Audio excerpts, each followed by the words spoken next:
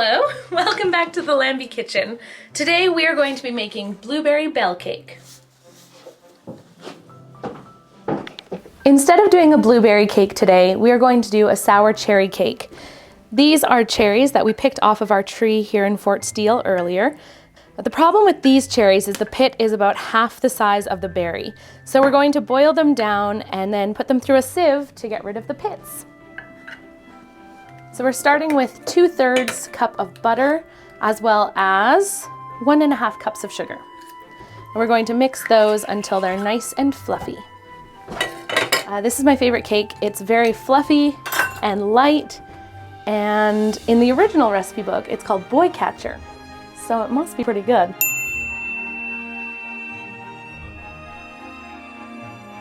Except I have been serving it for many years. Oh no. Next we're going to add 2 eggs and whisk or stir those in. Wow, look at the color of those yolks. Amazing.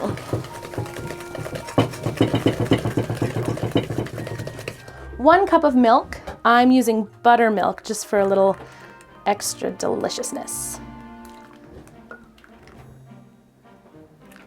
There we are. And you'll see your batter start to take shape. Now we'll add the rest of the dry ingredients. I'm down to 1/4 cup for my flour. Seems all my cups are getting dirty. We need 2 cups of flour. We'll also need 2 teaspoons of baking powder, 1 teaspoon of salt. And my butter is not salted, so I want to make sure to do the entire teaspoon. Oh, doesn't that look nice? It's a really lovely batter. Nice and smooth. Now I'm just using some butter to lightly grease the pan so our cake doesn't stick at the end.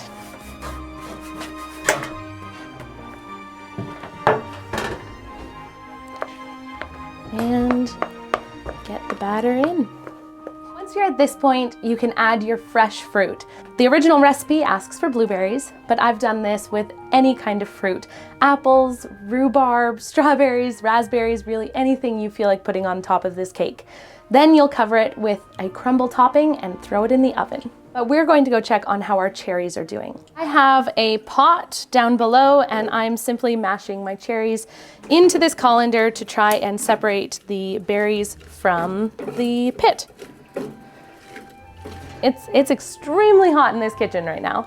I would love a breeze or a cold drink or a beach.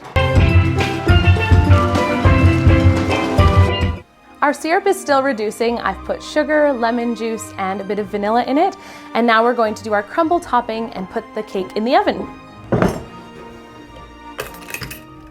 For this, you're going to need some brown sugar. Put it all over the top of it.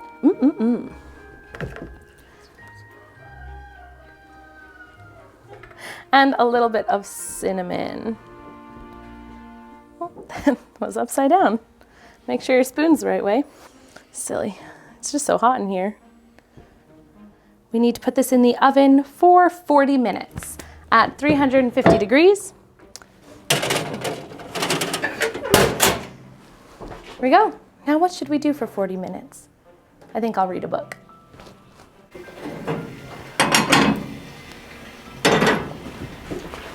All right, now we have our cake out of the oven and we will drizzle the sauce on top. I hope you enjoy making this cake. I'm sure you'll have an easier time of it than I did, as it won't be sweltering in your kitchen. Have a great day. Bye.